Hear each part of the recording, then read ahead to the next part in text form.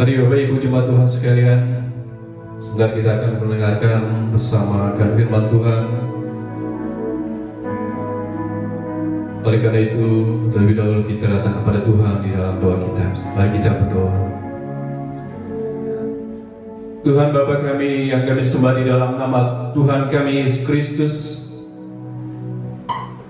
saat ini kami datang dalam hadirat-Mu menaikkan ucapan syukur kami untuk anugerah dan kasih-Mu yang Kau sudah nyatakan dalam kehidupan pribadi kami, keluarga kami, rumah tangga kami, dalam semua aktivitas, usaha pekerjaan dan pelayanan kami. Kami telah melewati satu minggu yang sudah berlalu. Hari ini kami ada semuanya karena Tuhan. Hari ini kami dapat menikmati sukacita karena Tuhan yang telah mengasihi kami. Karena itu, dalam kesempatan ini kami terus merendahkan diri kami, rindu untuk terus diperlengkapi oleh kuasa firman-Mu. Karena itu, tutup bungkus kami dengan kuasa Roh Kudus-Mu ya Tuhan, untuk kami dapat belajar bersama-sama akan kebenaran firman Tuhan. Hamba-Mu yang menyampaikan terbatas adanya. Karena itu, biarlah pimpinan dari kuasa Roh Kudus berbicara melalui hamba-Mu kepada setiap jemaat dimanapun berada saat ini. Ialah melalui kebenaran firman Tuhan ini kami diteguhkan, dikuatkan untuk kami dapat menghadapi kehidupan kami, dapat menjalani hari-hari kami dengan kemenangan yang Tuhan senantiasa sediakan bagi setiap kami orang-orang percaya. Terpujilah Tuhan, waktu menit ke depan kami serahkan sepenuhnya ke dalam tangan kasih-Mu. Dengan iman di dalam nama Tuhan Yesus kami berdoa. Haleluya, haleluya, amin. Shalom Bapak Ibu jemaat Tuhan yang Yesus kasihi. Puji Tuhan, hari ini kita ada kembali bersama dalam hadirannya, yang walaupun hari ini mungkin kita belum bisa bertemu secara fisik, tetapi melalui siaran ini kita dapat bersama-sama untuk tetap di dalam kasih dan di dalam perlindungan Tuhan, di mana kita juga bisa merasakan Tuhan hadir bersama dengan kita. Karena itu, firman Tuhan pada pagi hari ini saya membawa kita tentang 3 sikap orang percaya saat dalam berjaga-jaga. Sekali lagi, ada 3 hal penting yang harus kita lakukan dalam kita berjaga-jaga. Berjaga-jaga itu bisa jadi di mana kita tidak pergi kemana-mana seperti yang kita alami atau kita rasakan, yang kita dihimbau oleh pemerintah untuk tidak pergi, untuk tidak keluar rumah. Kalau berjaga-jaga itu artinya sesuatu pekerjaan yang membosankan, atau bisa jadi kita tidak beraktivitas apa-apa.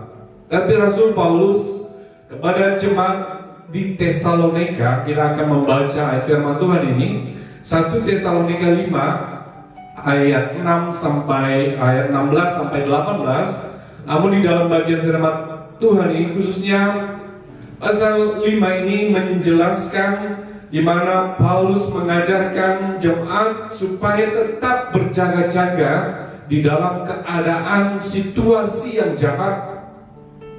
Yang artinya apa, saudara? Bahwa situasi yang mereka hadapi hari-hari ini adalah waktu-waktu yang jahat, di mana kita diserang, kita diperhadapkan dengan situasi, masalah, kondisi yang sama seperti kita hadapi sekarang, di mana kita menghadapi yang namanya virus yang menakutkan, virus 19 atau corona, yang semua dunia, semua orang menjadi khawatir, menjadi takut. Karena itu Bapak Ibu jemaat Tuhan sekalian, mari kita belajar bersama-sama di dalam ayat ini, apa yang harus kita kerjakan, apa yang harus kita lakukan sebagai orang percaya ketika kita diminta untuk tetap berjaga-jaga. ayat 3, ayat yang saya kutip dari pembacaan kita pada hari ini dari 1 Tesalonika pasal yang kelima ayat 16 sampai 18. Saya baca untuk kita. Ayat 16 di sini dikatakan, bersukacitalah senantiasa. Yang kedua ayat 17, tetaplah berdoa. Dan ayat yang ke-18 ini dikatakan, mengucap syukurlah dalam segala hal, sebab itulah yang dikehendaki Allah di dalam Kristus Yesus bagi kamu.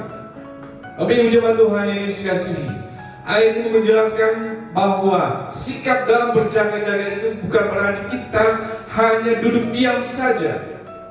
Paulus berkata kepada jemaat di Tesalonika, supaya kamu tetap menang, supaya kamu tetap teguh di dalam imanmu kepada Tuhan. Walaupun kita dihimbau, diminta untuk berjaga, kita harus melakukan sesuatu untuk kemenangan, untuk apa yang Tuhan sediakan bagi kita sebagai orang percaya. Hal pertama di dalam bagian ini, ayat yang ke-16 di sini dikatakan, 3 sikap ini adalah 3 hal yang harus kita lakukan supaya kita menang terhadap hari yang jahat, waktu, kondisi yang jahat kita hadapi dalam hidup kita. Ayatnya yang ke-16 di sini dikatakan, bersukacitalah senantiasa. Apa artinya? Di dalam Filipi 4 pasal 4 ayat 4 juga mengatakan lebih tegas lagi, bersukacitalah di dalam Tuhan. Sekali lagi kukatakan, bersukacitalah. Bersukacita artinya orang selalu bersukacita itu akan tampak dari raut wajahnya yang selalu tersenyum. Ketika kita beraktivitas, kita di rumah masing-masing, firman Tuhan mengatakan, bersukacitalah walau keadaan kondisi kita sangat berat, mungkin dalam kekurangan atau kondisi tubuh kita lemah sakit. Firman Tuhan mengimbau, bersukacitalah. Apa artinya? Ketika kita percaya ada sukacita dari Tuhan yang memberikan kita kekuatan, maka itu akan tampak dari wajah kita yang tersenyum, yang selalu memberikan sukacita bagi orang lain. Maksudnya di sini adalah senyuman itu tidak dipaksakan, melainkan suatu kebiasaan yang harus kita lakukan setiap hari dalam kehidupan kita sebagai orang percaya. Mungkin Bapak Ibu jemaat Tuhan sekalian berkata, bisa saja saya tersenyum kepada orang lain, kepada tetangga, kepada teman, tapi biasanya kita susah tersenyum dengan orang terdekat kita, atau dengan suami istri kita, dengan anak-anak kita. Terkadang kita susah untuk membagi atau memberikan senyuman sedikit pun. Karena itu coba belajar. Firman Tuhan berkata, ketika kita mampu untuk tersenyum, memberikan sukacita itu, karena firman Tuhan mengajarkan kita mampu menguasai keadaan di sekitar kita. Kita mampu mengatasi masalah, mengatasi pergumulan yang kita hadapi. Karena apa? Sukacita itulah yang memberi kita kekuatan. Jemaat Tuhan yang Yesus kasihi, jika keadaan di sekitar kita membuat kita tidak bisa bersukacita, ingatlah firman Tuhan yang berkata, bersukacitalah senantiasa. Sekali lagi kukatakan, bersukacitalah. Bapak Ibu tahu yang namanya termometer? Saya punya di sini ada termometer yang ini alat lama, saudara. Sekarang nggak seperti ini ya. Bapak Ibu tahu, ini alat pengukur suhu badan. Ketika suhu kita naik, kita diketek biasanya akan menjadi panas, atau ini tandanya badan kita naik panas. Ketika suhu badan kita turun, dia juga angkanya akan menjadi turun. Artinya apa? Termometer ini mengikuti keadaan suhu tubuh kita. Bapak Ibu, dalam hidup kita sebagai percaya, janganlah kita jadi seperti termometer yang dipengaruhi oleh keadaan. Tapi firman Tuhan mengajarkan kepada kita, kitalah orang-orang yang bisa mempengaruhi keadaan di sekitar kita. Yang artinya bahwa hidup kita ada dalam kehendak dan rencana Tuhan. Karena itu bersukacita seharusnya kita tunjukkan dalam sikap hidup kita. Seharusnya kita yang mempengaruhi keadaan sekitar kita. Seperti apa saudara? Seperti termostat. Termostat itu ada di dalam AC atau pendingin, atau juga di kulkas ada yang namanya termostat yang membuat suasana itu menjadi sejuk, suasana menjadi dingin. Misalkan dalam ruangan ini panas, saya nyalakan AC, saya nyalakan sehingga suasana ini dikuasai oleh kehangatan.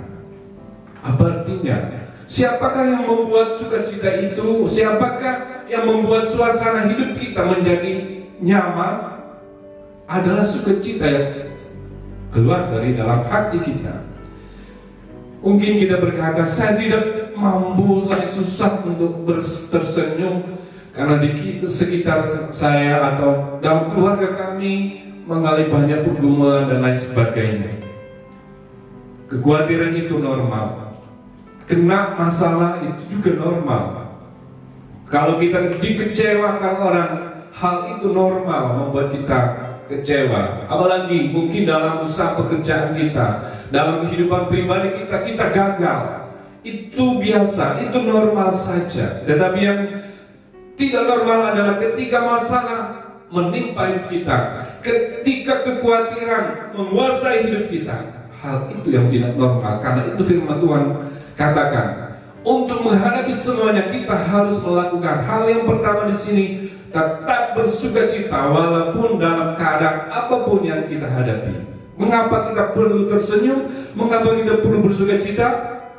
Karena saat kita bersukacita, menurut ilmu kedokteran juga mengatakan ada satu hormon dalam tubuh kita, adrenalin, yang membuat imunitas tubuh kita menjadi naik, dan hal itu memberikan kita kekuatan, dan hal itu memberikan kita tidak mudah terkena penyakit, saudara. Alkitab juga menuliskannya bukan saja secara kedokteran, tetapi di dalam firman Tuhan berkata, Amsal 17 ayat 22 mengatakan, hati yang gembira adalah obat yang manjur, tetapi semangat yang patah menyerikan tulang. Artinya ketika kita memiliki hati yang bergembira, itu sudah menjadi obat. Bapak Ibu, kita sudah sering dengar di media-media sosial kesaksian orang yang telah sembuh dari virus corona.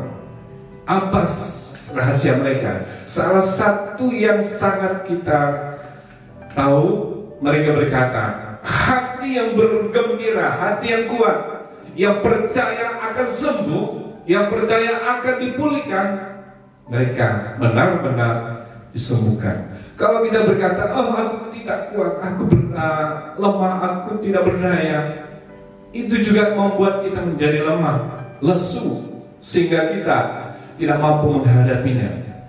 Karena itu firman Tuhan mengatakan di dalam Amsal ini, hati yang gembira adalah obat yang manjur. Amsal 24 ayat 10 juga mengatakan, jika engkau tawar hati pada masa kesesakan, kecillah kekuatanmu. Apa maksudnya di sini? Saat dalam masalah, saat dalam pergumulan kita menjadi lemah, tawar hati, maka membuat kita menjadi lesu, menjadi kekuatan kita turun, menjadi lemah. Firman Tuhan menegaskan, sekali lagi, bersukacita itu bukan tanpa alasan, tetapi Tuhan menegaskan melalui firman-Nya agar sebagai orang percaya, sukacita kita itu karena Tuhan ada bersama dengan kita. Kita harus belajar untuk tidak menumpuk beban-beban yang ada. Mengapa banyak orang stres? Mengapa banyak orang menjadi gundah gulana, hati sedih karena masalah ditumpuk-tumpuk, masalah hari ini, masalah minggu depan dipikirkan hari ini, tahun depan dipikirkan hari ini, bagaimana nanti. Kita banyak menumpuk masalah dalam hidup kita sehingga kita susah untuk bersukacita. Firman Tuhan mengajarkan kepada kita, biarlah beban hari ini diselesaikan hari ini. Besok, firman Tuhan katakan, biarlah untuk besok. Apa artinya? Tuhan selalu menyediakan sesuatu untuk kita. Hari besok kita, masa depan kita, Tuhan sudah sediakan. Karena itu bersukacitalah. Di dalam Lukas 10 ayat 20 bagian B mengatakan, bersukacitalah karena namamu telah dicatat di surga. Artinya bahwa jaminan hidup kita di sini adalah bahwa Tuhan sudah menyediakan sesuatu yang lebih dari segala apa yang ada di dunia ini. Karena itu Nehemia 8 ayat 11 bagian B juga berkata, sukacita karena Tuhan itulah perlindunganmu. Bersukacita karena Tuhan, disitulah perlindungan kita. Bahwa selama ini kita tidak tahu kan, bahwa sukacita itu merupakan suatu perlindungan untuk kita sebagai orang percaya. Karena itu ingatlah pesan firman Tuhan. Yang pertama, harus bersukacita karena sukacita itu memberikan kita kekuatan, kemenangan, dan perlindungan dari apa yang kita khawatirkan selama ini. Tapi jemaat Tuhan yang Yesus kasihi, pada kesempatan ini kita belajar dari ayat yang ke-17. Di sini dijelaskan, tetaplah berdoa. Hal yang kedua dalam berjaga-jaga yang kita kerjakan adalah tetaplah berdoa. Firman Tuhan menegaskan, artinya harus benar-benar doa. Ini suatu perintah, ini suatu himbauan supaya sungguh-sungguh berdoa. Tetaplah artinya harus melakukan doa ini dalam hidup kita sebagai orang percaya. Saudara, Bapak Ibu yang Yesus kasihi, dari bagian firman Tuhan ini ada dua sisi hal yang saya sampaikan untuk tetap berdoa. Yang pertama di sini adalah berdoa dengan iman. Sisi pertama dari doa itu adalah beriman, seperti seorang anak kecil yang meminta kepada orang tuanya. Dia yakin ketika dia minta pasti diberikan. Apa maksudnya di sini? Iman itu adalah keyakinan kita kepada Bapa. Ketika kita datang kepada Tuhan di dalam doa kita, Tuhan memberikannya. Karena di dalam Yakobus 5 ayat 17 juga dijelaskan, doa orang benar bila dengan yakin didoakan sangat besar kuasanya. Doa orang yang beriman memiliki kuasa yang besar. Siapakah orang beriman? Orang beriman di sini adalah kita sebagai orang percaya yang memiliki Allah yang luar biasa, Bapa yang penuh kasih, yang dapat memberikan yang terbaik bagi kita sebagai anak-anaknya. Karena itu hal pertama, berdoa dengan iman. Di dalam firman Tuhan mengatakan, dan apa saja yang kamu minta di dalam doamu dengan penuh kepercayaan, dengan penuh keyakinan, Tuhan memberikannya. Tuhan tahu yang terbaik, kapan waktunya Dia akan memberikannya. Saat kita meminta, Dia akan memberikan yang terbaik. Hal yang kedua dari doa ini adalah berdoa di dalam roh. Sisi kedua artinya bahwa kita berdoa dengan iman, lalu kita juga harus berdoa dengan roh atau di dalam roh. Di dalam Roma 8 ayat 26 sini dikatakan, demikian juga roh membantu kita dalam kelemahan kita, sebab kita tidak tahu bagaimana seharusnya kita berdoa, tetapi roh sendiri berdoa untuk kita kepada Allah dalam keluhan-keluhan yang tak terucapkan. Bapak Ibu jemaat Tuhan yang Yesus kasihi, di dalam ayat firman Tuhan ini mengatakan berdoa di dalam roh, artinya bahwa hubungan pribadi kita dengan Tuhan harus terus kita tingkatkan, harus terus berjalan. Koneksi kita kepada Tuhan di dalam doa harus kita jalani setiap hari. Kalau di dalam Lukas 11 ayat 1 sampai 4 mengatakan, apabila kamu berdoa, katakan, Bapa, dikuduskanlah namamu. Kita memanggilnya sebagai Bapa. Kita memanggilnya sebagai Allah Bapa kita yang mengerti dan memahami setiap kebutuhan yang kita perlukan. Doa yang terus-menerus artinya miliki waktu doa yang banyak. Tidak ada waktu yang mendesak, yang paling mendesak selain waktu untuk kita berdoa, datang kepada Tuhan di dalam doa kita. Mari kita belajar dengan Tuhan Yesus. Ketiga, dalam menghadapi pergumulan, Tuhan Yesus juga memiliki kehidupan doa yang teratur, kehidupan doa yang konsisten. Yang artinya bahwa waktu-waktu dalam kehidupan kita sudah tentukan untuk berdoa, untuk datang kepada Tuhan, meminta berkat dan perlindungannya. Karena itu doa adalah kekuatan kita. Doa adalah nafas hidup kita untuk kita terus bertumbuh dalam iman, menjadi orang Kristen yang kuat dalam menghadapi pergumulan. Yang seterusnya di dalam ayatnya ke-18 di sini dikatakan, mengucap syukurlah dalam segala hal. Tapi ucapan Tuhan dalam berjaga-jaga, dalam tinggal di rumah. Hal yang ketiga kita lakukan adalah belajar mengucap syukur dalam segala hal. Ucapkanlah syukur senantiasa atas segala sesuatu di dalam nama Tuhan Yesus Kristus. Ini dituliskan dalam Efesus 20. Efesus 5 ayat 20 menegaskan supaya kita mengucap syukur dalam segala sesuatu di dalam nama Tuhan kita Yesus Kristus. Kalau berbicara tentang mengucap syukur, hal itu tentu yang sering kita dengar bersama. Tetapi pada kenyataannya banyak orang susah untuk bersyukur, banyak orang sulit untuk bersyukur. Mengapa? Karena mereka suka menggerutu, suka bersungut-sungut, karena suka membandingkan diri dengan orang lain. Mengapa saya begini, orang lain kok gitu? Mengapa dia baik kok? Dan kita selalu merasa tidak cukup dengan apa yang kita punya, karena kita melihat orang lain. Karena itu tidak merasa puas dengan apa yang Tuhan berikan bagi kita. Karena kita tidak mau belajar untuk bersyukur, itu yang dasarnya. Orang Kristen yang kuat di dalam iman, kuat di dalam menghadapi tantangan adalah mereka yang sanggup mengucap syukur dalam segala keadaan. Rahasianya adalah mari kita belajar mengucap syukur dalam hal yang terkecil dalam hidup kita. Hal yang tidak pernah kita bayangkan Tuhan berikan. Hal yang tidak pernah kita bayangkan Tuhan kasih kepada kita. Ketika kita sanggup mengucap syukur dalam hal yang kecil, kita dimampukan Tuhan dapat mengucap syukur dalam perkara yang besar. Karena orang yang dapat mengucap syukur dalam segala hal adalah mereka yang menerima mujizat daripada Tuhan. Karena Tuhan menyediakan setiap mujizatnya ketika kita sanggup mengucap syukur dalam segala keadaan. Coba kita banding-bandingkan selama ini, apakah yang paling banyak kita lakukan? Apakah kita bersyukur atau bersungguh-sungguh?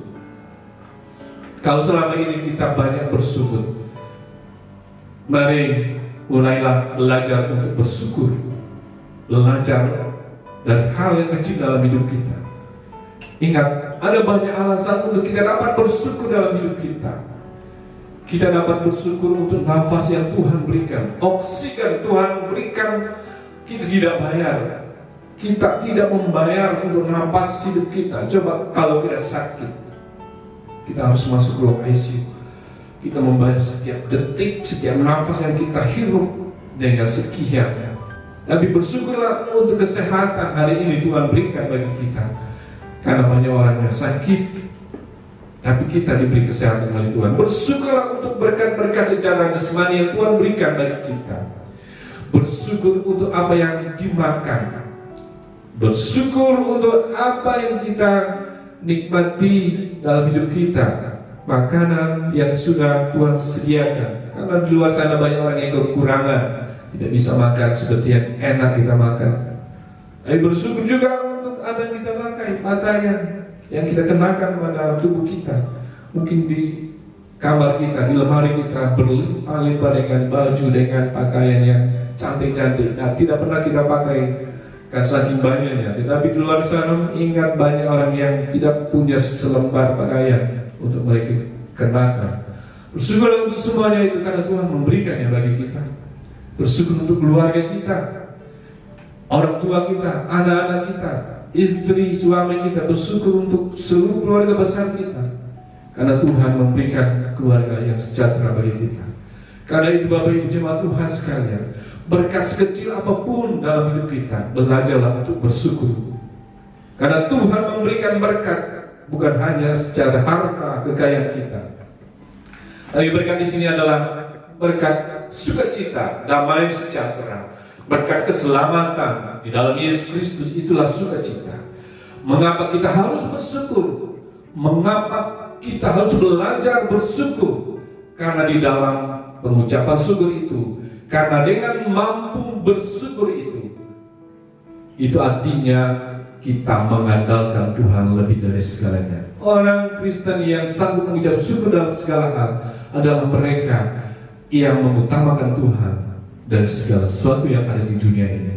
Karena itu sikap kita dalam hal berjaga-jaga adalah bagaimana kita bersukacita senantiasa.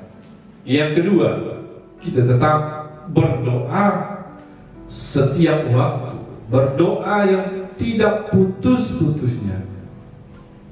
Yang ketiga, dalam hal kita berjaga-jaga, mengucap syukurlah senantiasa dalam segala hal, karena itu yang Tuhan kehendaki bagi kita. Karena di dalam pengucapan syukur itu terletak kekuatan kita sebagai orang percaya. Firman Tuhan pada hari ini kita telah belajar bersama-sama. Mari Bapak Ibu jemaat Tuhan, berjaga-jaga. Kita harus memiliki sikap yang selalu bergembira, semangat, tersenyumlah di dalam segala keadaan, dan yang seterusnya gunakan waktu untuk berdoa, dan jangan lupa bersyukur selalu, karena disitulah letak kekuatan kita sebagai orang percaya. Mari kita berdoa. Tuhan Bapa kami yang kami sembah di dalam nama Tuhan Yesus Kristus, saat ini kami telah mendengarkan firman-Mu. Hamba-Mu terbatas untuk memulaikannya. Dalam firman Tuhan ini, Rasul Paulus mengingatkan kami sebagai orang percaya untuk tetap berjaga-jaga. Karena hari-hari ini adalah hari yang jahat, hari-hari yang banyak di mana kuasa kegelapan roh-roh jahat menjatuhkan, melemahkan iman kami sebagai orang percaya. Tetapi kami punya Allah yang hidup, yang memberikan kami jaminan kemenangan, mengajarkan pada kami pada hari ini bahwa firman-Mu agar kami tetap menghadapinya dengan bersukacita, bergairah, bersemangat, dan tetap memiliki hubungan yang dekat dengan Tuhan di dalam setiap doa kami. Bersyukur untuk segala apa yang kami nikmati, bersyukur untuk keadaan yang kami jalani hari-hari ini, karena disitulah letak kekuatan kami ketika kami sanggup mengucap syukur di dalam segala hal. Terpujilah Tuhan Bapa yang punya firman. Berkatilah setiap jemaat-Mu dimanapun mereka berada saat ini. Biarlah pimpinan kuasa kudus berbicara terus dalam hati mereka, melakukan kebenaran firman Tuhan ini agar menjadi bagian yang memberikan kami kemenangan. Karena kami tahu dengan firman Tuhanlah kami dapat menghadapinya dan melewati semua situasi yang menakutkan saat ini. Dengan firman-Mu lah kami dapat menghadapi semuanya dan memperoleh kemenangan dari Tuhan. Terpujilah Tuhan, hero kami persembahkan semuanya dengan iman. Di dalam nama Yesus kami berdoa. Haleluya, haleluya. Amin.